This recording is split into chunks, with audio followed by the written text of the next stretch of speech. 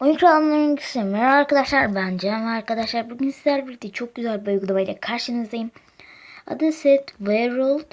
Ücretsizini yükledim. Set World'a tıklıyoruz. Ara oyuna başlayışımızda arkadaşlar bir silah kazanıyoruz. Şimdi güzel bir silah alayım ben. Mesela bu. Yaklaştıralım.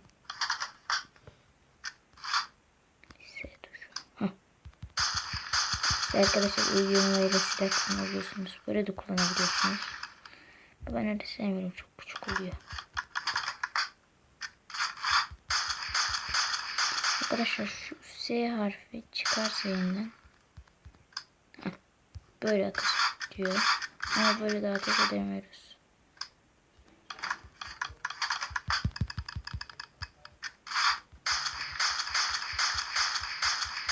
İşte.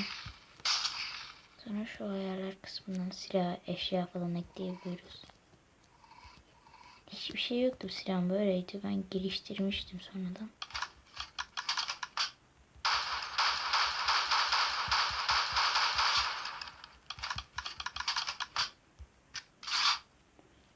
Ama ben tıkladım.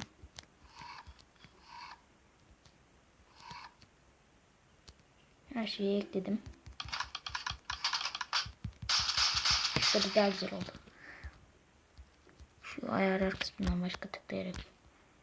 No diyeceğiz. Şimdi yeni bir silah alalım. Tak tak. Bunu yaklaştırma fark etmiyor.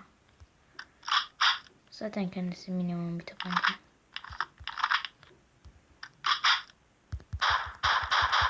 Silahlar herkes biliyor arkadaşlar zaten.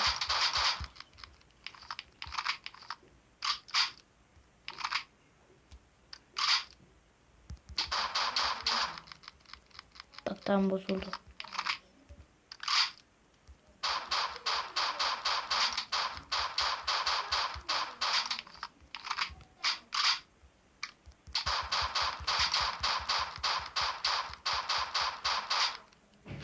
Bu uygulamada böyleydi arkadaşlar. Buradan çıkıyoruz. Bu videom bu kadardı arkadaşlar. Görüşmek üzere.